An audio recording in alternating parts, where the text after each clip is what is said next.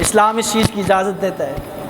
یہ یاد رکھنا، سب سے بنیادی چیز خلافت ہے۔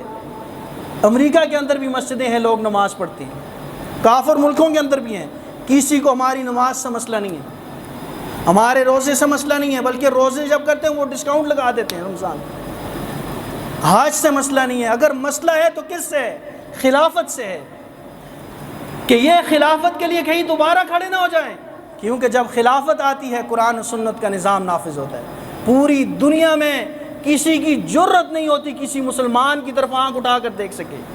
نبی علیہ الصلوۃ والسلام نے فرمایا ایک انسان کی عزت، ناموس، حرمت بیت اللہ سے زیادہ ہے۔ اب بیت اللہ کی طرف کوئی لپکے اس کو منہدم کرنا چاہے تو ساری دنیا کے مسلمان ایک ہو جائیں گے۔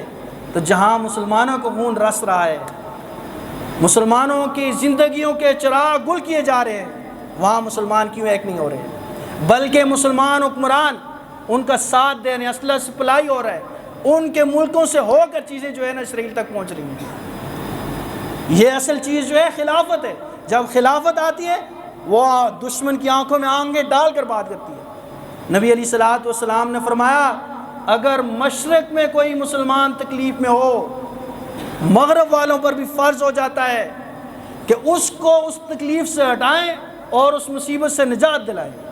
کہتے ہیں کہ عمر بن عبدالعزیز رحمۃ اللہ علیہ کا زمانہ ہے، آپ کا قاصد روم میں جاتا ہے تو بات کرنے کے بعد جب کچھ ٹہلنے کے لیے جاتا ہے تو دیکھتا ہے اندر سے آواز آ رہی ہے لا الہ الا اللہ۔ آپ نے فرمایا یہاں پہ کون لا الہ الا اللہ کر رہا ہے؟ اندر گئے تو دیکھا ایک نبینہ شاہ سے چکی چلا رہا ہے اور لا الہ الا اللہ کا ورد کر رہا ہے۔ تو آپ نے کہا السلام علیکم۔ جب آپ نے سلام کیا تو اس شخص نے کہا یہاں پہ روم میں کہاں سے السلام علیکم آ گیا؟ آپ نے فرمایا میں عبداللہ ابن عمر بن عبدالعزیز رحمۃ اللہ علیہ کا نائب ہوں، آپ مجھے یہ بتاؤ آپ کی یہ حالت کس نے کی ہے؟ تو کہا رومیوں نے کی ہے، مجھے کہا کہ آپ نبی علیہ الصلوۃ والسلام کا کلمہ چھوڑ دو ورنہ تمہاری آنکھیں نکال دوں گا۔ میں نے آنکھیں تو نکلوا دی لیکن میں نے کلمہ نہیں چھوڑا۔ آنکھیں نکالنے کے بعد انہوں نے مجھے چکی پہ بٹھا دیا کہ چکی چلاتے رہو۔ آپ نے آ کر جب عمر بن عبدالعزیز رحمۃ اللہ علیہ کو یہ بات بتائی تو آپ نے رومیوں کو یہ نہیں ہے مجلس بلائی اور بڑا کوئی اس پہ 10 گھنٹے میٹنگ ہوگی تو کوئی نتیجہ نکلے گا۔ آپ نے فرمایا فوراً لکھا، وہیں پہ لکھا، فرمایا اے روم کے کتے تو میری بات کان کھول کے سن لے، میں ایسا لشکر لے کر آؤں گا شام سے پہلے اس مسلمان کو آزاد کر دیا جائے، ورنہ میں ایسا لشکر لے کے آؤں گا کہ جس کا پہلا سپاہی فوجی روم کے اندر ہوگا اور دوسرا عمر بن عبدالعزیز کی خلافت میں ہوگا۔ تو کیا فرمایا روم کے کتے کان کھول کے سن لے، ایک مسلمان کی عزت اور ناموس اتنی بڑھ کر ہوتی ہے خلافت میں۔ خلافت میں یہ نہیں ہے امیر ہے تو کوئی اور ہے، جرنیل ہے تو کوئی اور ہے، نہیں، خلافت ہو حضرت عمر بن خطاب، اگر نبی فرماتے ہیں میرے بعد کوئی نبی ہو تو عمر ہو، اس سے بھی عام آدمی پوچھ لیتا ہے کہ یہ کرتا کہاں سے آیا ہے۔ آپ ان حکمرانوں سے پوچھ سکتے ہو، سب مسائل کا حل خلافت ہے۔